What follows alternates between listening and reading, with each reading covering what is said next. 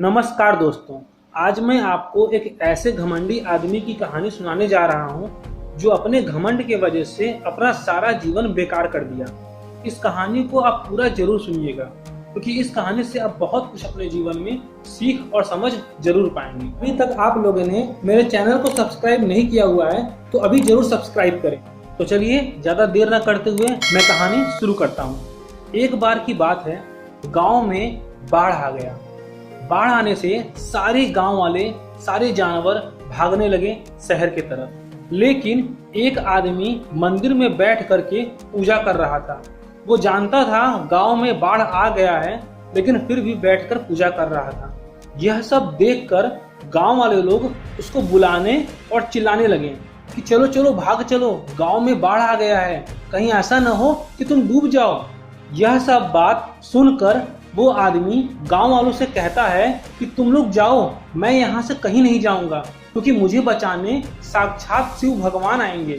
मैंने बचपन से पूजा पाठ किया है, वो व्यर्थ नहीं जाएगा। इस कठिन परिस्थिति में भगवान शिव हमको बचाने जरूर आएंगे। गांव वाले यह सब बात सुनकर वहां से वापस चले जाते हैं। उसके बाद गांव में धीरे धीरे जल का स्तर बढ़ने लगता है।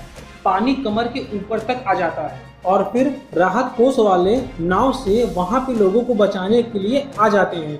उन्हीं में से एक नाव वाला मंदिर में बैठे आदमी को बुलाता और चिल्लाता है कि चलो चलो भाग चलो, पानी का जल स्तर धीरे धीरे बढ़ रहा है, कहीं ऐसा ना हो कि तुम डूब जाओ। वह आदमी फिर से पीछे देखता है और वो नाविक से बोलता है कि हे तुच्छ नाव वाले, तुम मुझे क्या बचा रहे हो? मुझे बचाने तो साक्षात शिव भगवान आएंगे। इतना मैंने पूजा पाठ किया, वो कहाँ जाएगा?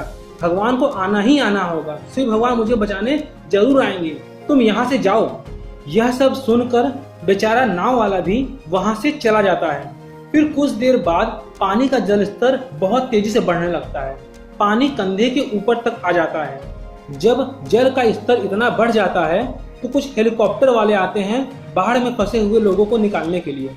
उन्हीं में से एक हेलीकॉप्टर वाला ऊपर से रस्सी फेंकता है मंदिर के बाहर और चिल्लाता है कि यह रस्सी पकड़ के ऊपर जल्दी आ जाओ, नहीं तो पानी में डूब जाओगे। यह सुनकर वो सोचता है कि ऊपर से शायद भगवान ने रस्सी फेंका हुआ है उसको बचाने के लिए। वो कैसे कैसे तैरते हुए मंदिर के बाहर जाता है और एड़ी उठा करके देखता है कि ऊपर एक हेलीकॉप्टर वाला है जो रस्सी फेंका हुआ है। वो उस रस्सी को उठा के फेंक देता है और बोलता है कि हे तुच्छ हेलीकॉप्टर वाले, तुम मुझे क्या बचाओगे? मुझे बचाने तो साक्षात शिव भगवान आएंगे, तुम यहाँ से जाओ। उस आदमी की यह सब बात सुनकर हेलीकॉप्टर वाला भी वहां से चला जाता है। पानी का जल स्तर तेजी से बढ़ने लगता है और आदमी कुछ देर बाद उसी में डूब के मर जाता है। और मरने के बाद भगवान के पास जाकर भगवान को खूब खरी खोटी सुनाता है कि आपने मुझे क्यों मरने दिया, मुझे बचाने क्यों नहीं आए? मैंने आपका बचपन से पूजा पाठ किया, श्रद्धा किया, सब कुछ किया, आप वहाँ मुझे बचाने क्यों नहीं आए? भगवान भी काफी देर तक उसकी बातें सुनने के बाद भगवान बोलते हैं, चुप मूर्ख बालक, मैं तुझे बचाने एक बार नहीं, दो बार नहीं, तीन बार आया था। एक बार गाँव वाले के रूप में, दूसरी बार नाव वाले के रूप में और तीसरी बार हेलीकॉप्टर वाले के रूप में। अब तुमने मुझे नहीं पहचाना तो उसमें मैं क्या कर सकता हूँ?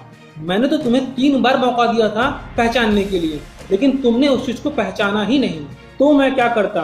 भगवान का यह बात सुनकर वह पछताने और रोने लगता है। माय फ्रेंड, ऐसे ही भगवान हमको लाइफ में कभी न कभी कहीं न कहीं हमेशा मौका देते रहते हैं जीवन में सफल होने का, लेकिन कोई उस मौके को पहचान पाता है और कोई नहीं। हो सकता है मौका आपको मिल गया हो या फिर मिलने वाला हो, पहचानना न पहचानना वो आप पर डिपेंड करता है। अगर मैं बात करूं मौके का, तो आप भी अपने पापा या दादा के मुंह से 1-2 बार तो जरूर सुने होंगे कि वो आदमी हमको इतने 100 में या इतने 1000 में वो जमीन देने आया, लेकिन मैंने उसको नहीं लिया। लेकिन आज उस जमीन की कीमत लाखों रुपए या फिर करोड़ों रुपए हो गया है। काश अगर वो जमीन मैं ले लिया होता और मौके को पहचान लिया होता तो आज मैं भी एक करोड़पति होता। ऐसे ही बहुत सारे एग्जाम्पल हमारे आसपास कहीं ना कहीं होते रहते हैं, क्योंकि मौके को जिसने पहचाना जिंदगी में आज वही सफल हुआ।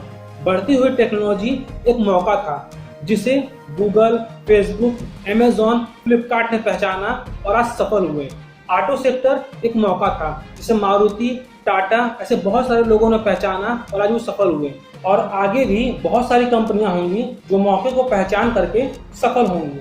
तो माय फ्रेंड, मेरा आपसे बस एक यही कहना है कि आप भी अपने सही मौके को पहचानें और जिंदगी में आगे बढ़ें। यह कहानी आपको अच्छी लगी और चाहते हैं कि आपको और भी ढेर सारी नॉलेजेबल वीडियो मिलती रहे, चैनल को जरूर सब्सक्राइब करें। ओके, धन्यवाद।